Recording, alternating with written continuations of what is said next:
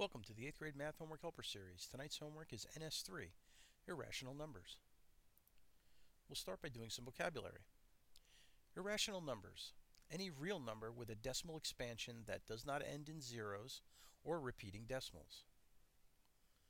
For example, the square root of 3 is a non-terminating decimal that starts out as 1.732050808 but continues on indefinitely.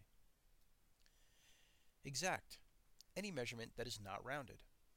So if you have to round to be able to explain what the decimal version of square root of 3 is, then a way to show it that's not rounded would simply be to say the square root of 3. So this would be considered an exact value. Pi is an irrational number, probably the most famous irrational number, because it is an infinite, non-repeating decimal. It goes on forever. We'll start by question number 1. Looking at question 1, D, the square root of 161. We can check that out. So if we put in 161 and find the square root, you can see it is a non-terminating decimal that continues forever. And so that indicates, as was explained, it's an irrational number. And so that could also be our explanation for why it's irrational. It's infinite.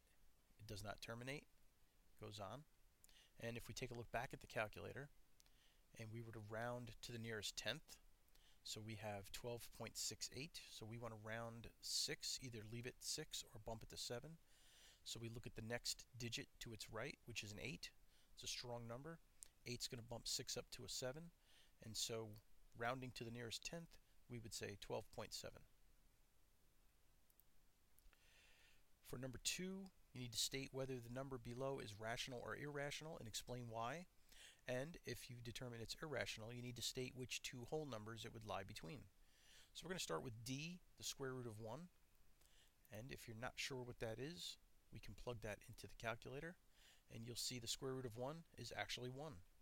And so 1 can be expressed as a fraction or a ratio, 1 over 1. And as a decimal, it would terminate, 1.0. So that clearly indicates that it's a rational number. Then we have pi over 2. Well, remember, pi is an irrational number, and so anytime pi is used, chances are it's going to produce an irrational number also. We can plug it into the calculator and check it out. So we have pi divided by 2, and you can see that's a non-terminating decimal, continues forever. And you can also see that as 1.5, it's going to lie somewhere between 1 and 2.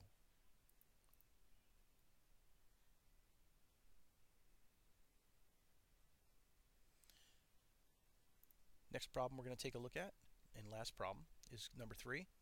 We're given a bunch of numbers, and we need to tell whether they're rational or irrational in this case. So I'm going to focus on parts D and E. So we'll sort these numbers as to being rational or irrational. Negative 3 would be a rational number. It could be expressed as negative 3 over 1. The square root of 8, if you plug it into a calculator, you will see that it is a non-terminating decimal, goes on forever. 1.23, well, that's a terminating decimal, it ends at 3. Negative 0.56 ends at 6, so it's a terminating decimal. Anytime you have a square root of a prime number, it's going to be irrational. So there's a clue you can use to help figure that out. The number 4 would be a rational number. It can be expressed as 4 over 1. 0 can be expressed as 0 over anything, and so at that point the denominator isn't 0 and it's part of a fraction, so that would mean that it's a rational number. 1 and 5/6 could be expressed as 11/6, which is a fraction without 0 as a denominator, so that would work. 2.7 with the bar on it indicates the 7 is repeating. A repeating decimal is a rational number. 2 pi, anytime you have pi, it's going to be irrational. 1.2456, the 5/6 is repeating. Repeating decimals are rational numbers.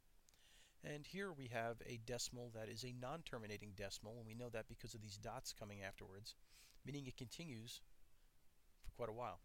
So, infinitely, in fact. That would indicate that it's an irrational number. Please use the work that was done for you tonight to help you to solve additional problems that are on your homework. And remember, The key to success in math is not only working hard, but working smart.